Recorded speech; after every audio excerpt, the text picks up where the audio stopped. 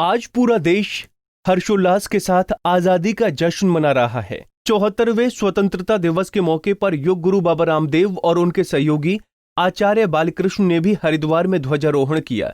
इस दौरान योग गुरु बाबा रामदेव ने देशवासियों को स्वतंत्रता दिवस की बधाई दी और कहा कि उन्हें अफसोस है कि हम राजनीतिक रूप से आजाद हो गए हैं, लेकिन आर्थिक, सांस्कृतिक और वैचारिक रूप से अभी भी गुलाम हैं।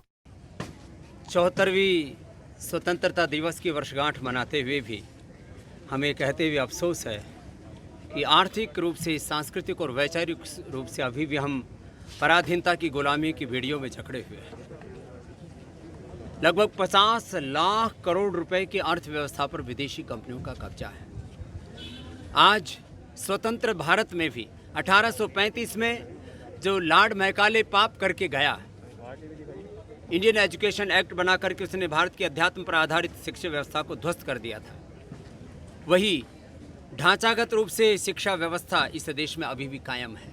हमें भारतीय शिक्षा व्यवस्था को पुनः कायम करना पड़ेगा। भारतीय शिक्षा बोर्ड के माध्यम से और जो नई शिक्षा नीति है उसके माध्यम से इस दिशा में हमें आगे बढ़ना होगा। इसके साथ ही बाबा रामदेव ने कहा कि पतंजलि लोकल को ग्लोबल और ग्लोबल को वोकल बनाने की दिशा में काम कर रही है।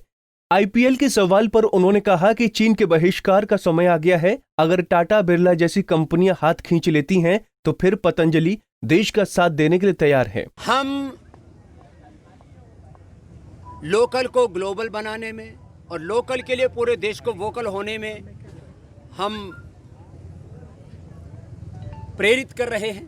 और जहाँ तक आईपीएल का प्रश्न है, हमारे सामने बहुत तरफ से ये बात आई कि अब चाइना का कब्जा इस देश से हटना चाहिए। चाइनीज़ कंपनी आईपीएल आदि को स्पॉन्सर करती थी, तो अभी भी इस देश में टाटा से लेकर के, बिरला से लेकर के और तमाम तरह की बड़ी बड़ी कंपनियां हैं। लेकिन यदि ये बड़ी कंपनियां यदि हाथ खींच लेती हैं तो फिर पतंजलि तो हर तरह से देश का साथ देने के लिए तैयार है। वहीं रूस द्वारा कोरोना वैक्सीन पर बाबा रामदेव ने कहा कि जो भी दुनिया में कोरोना वैक्सीन बनेगी, लेकिन वो कब तक असर करेगी ये कहा नहीं जा सकता। अगर कोई जिंदगी भर के लिए वैक्सीन का दावा कर रहा है तो ये धोखा है। पंजाब केसरी टीवी के लिए हरिद्वार से सतीश गुजराल की रिपोर्ट।